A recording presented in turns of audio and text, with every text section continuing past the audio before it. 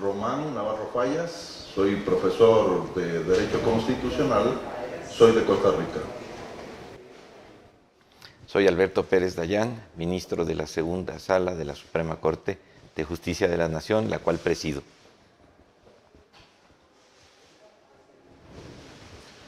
Señor ministro, el reconocimiento del derecho a la salud en México, ¿en qué estado se encuentra? Como todos estos derechos programáticos, es un derecho en construcción. Y lo expreso así, pues el nuevo nivel que le ha dado al reconocimiento de los derechos humanos nuestro orden jurídico supremo transforma esta disposición de suyo programática en una realidad concreta que hoy es exigible por todos los ciudadanos.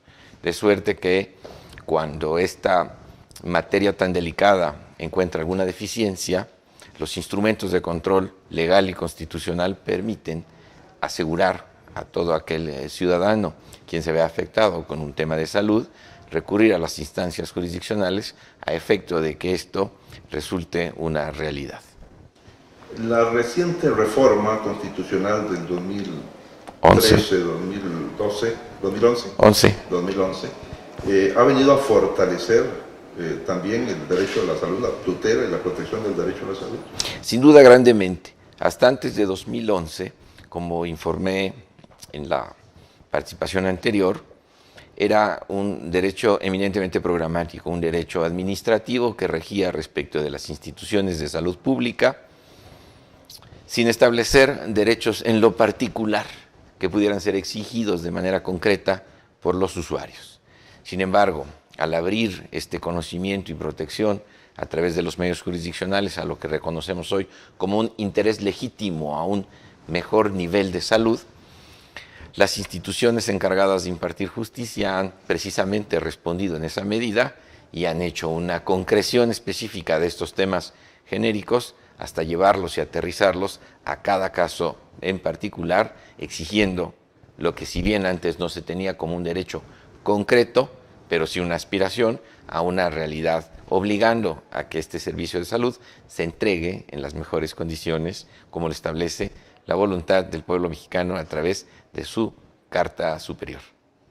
La historia constitucional reconoce en México la creación del amparo. Es una figura para proteger derechos. En todos los países de América Latina, en la mayoría se utiliza, incluso con ese nombre, en la mayoría de ellas, aunque distinto su mecanismo y los derechos que se protegen. Algunos de estos países, Colombia, Costa Rica, por ejemplo, es muy fácil el acceso a los tribunales constitucionales vía tutela, como le llaman en Colombia, o amparo en Costa Rica.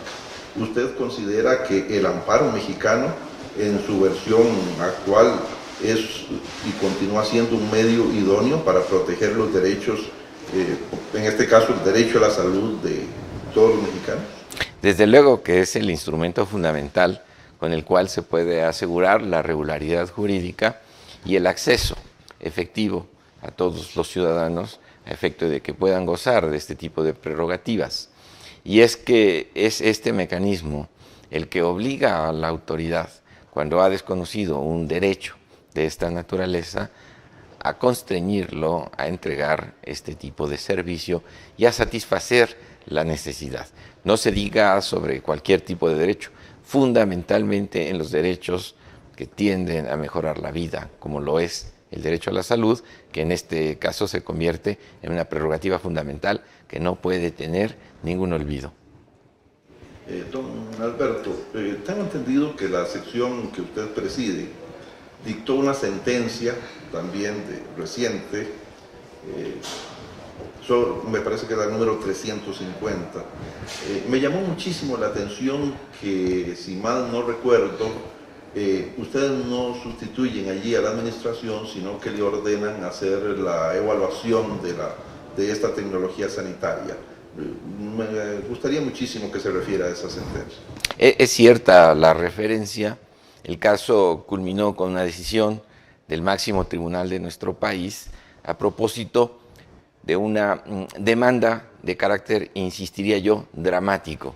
Prácticamente la distinción entre la vida y la muerte. Y esto tenía que ver con un padecimiento de los denominados de enfermedades raras, cuyos medicamentos huérfanos no están al alcance de la población en general y que además sus propiedades curativas no están completa y absolutamente reconocidas y comprobadas. De suerte que ante la dificultad de acceder a este medicamento, los promotores de los amparos exigieron del sector salud el suministro de un medicamento no contenido en el cuadro básico establecido por las autoridades. De inicio, el camino fue errático, en tanto algunos jueces, bajo este dilema de continuar con la vida a provocar la muerte, en decisiones sin el soporte médico necesario, pero sí vinculadas a la urgencia y el dramatismo que la demanda implicaba, a diferencia de cualquier otro asunto en donde lo que no está en juego es la vida, se ordenó a las instituciones públicas, bajo la prescripción de médicos particulares, la entrega de estos fármacos. Con el paso del tiempo y las contradicciones necesarias que surgieron de esos asuntos, llevaron a que fuera la Suprema Corte de Justicia de la Nación quien estableciera de manera definitiva que no es el juzgador quien en funciones de un médico debe ordenar o cancelar el suministro de un tipo de medicamentos de esta naturaleza. Lo que sí pudiera yo resaltar en esta sentencia icónica es que a través de su decisión la Suprema Corte de Justicia ordenó a las autoridades de salud la revisión exhaustiva y profunda de las cualidades y características de este medicamento y que sin importar el costo que pudiera finalmente representar en caso de contener los elementos terapéuticos necesarios para asegurar el máximo nivel en el derecho a la salud, debiera incorporarlo. Desde luego hay una deferencia importante al sector salud. El juez es un perito del derecho, no es un médico. Sí, me parece que la sentencia, el punto central es el criterio técnico. Desde luego que sí, y es que precisamente en la deferencia a quienes constituyen con los conocimientos necesarios toda la aportación de carácter científico-tecnológico que lleva a introducir un fármaco al esquema general de suministro, era la razón fundamental para poder determinar si es que éste pudiera llegar a ser exigible. En tanto termine este procedimiento y se considere que este fármaco pudiera resultar en ese sentido efectivo para el tratamiento de este padecimiento, tengan por seguro que se constituirá el derecho necesario y, siguiendo la deferencia de aquellos casos en donde se debe suministrar, será el Poder Judicial quien obligue ya con el derecho constituido a que esto se convierta en una realidad. Antes no, en tanto no se tienen aún los conocimientos necesarios de su eficacia. Don Alberto, una última pregunta. Nos parece que en México el fenómeno que se ha denominado judicialización de la salud es incipiente en comparación a otras latitudes, otros países como Colombia, Brasil, Costa Rica. En estos países, algunos de ellos, Uruguay, Costa Rica, más que Brasil, pero se ha establecido algunos procesos de diálogo entre instituciones sanitarias y jueces de la República, que ha venido a ayudar a la comprensión de unos y otros acerca de por qué actúan y cuál es su rol y cuáles son las responsabilidades de cada cual. ¿Ve usted eso posible también para México, si fuese necesario alguna participación en un diálogo nacional donde haya alguna posibilidad de mejorar, hablar y conversar entre instituciones y sistemas para mejorar la prestación del servicio y garantizar el derecho a la salud? No solo lo veo posible, lo creo necesario.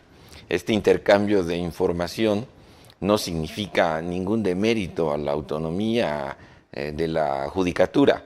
Por el contrario, la documentación e información que pudiera servir de sustento a una decisión judicial es bienvenido y fundamental. Este tipo de encuentros, como el que hoy hemos sido testigos todos, permiten nutrir al juzgador del conocimiento necesario, conocer la perspectiva del fenómeno de la autoridad administrativa, pero fundamentalmente también de la sociedad. Esa conjunción, autoridad administrativa, sociedad y tribunales, nos puede llevar, como seguramente sucederá en mucho menos tiempo del que todos creemos pueda suceder, un mejor entendimiento de este fenómeno y alcanzar, creo, con mayor eficacia los objetivos que todos nos hemos trazado como Estado. Asegurar el más alto nivel de salud en las mejores condiciones administrativas y jurisdiccionales que puede ofrecer el Estado mexicano. Don Alberto, muchísimas gracias por esta entrevista y le deseo éxito en sus funciones. Muchas gracias igualmente.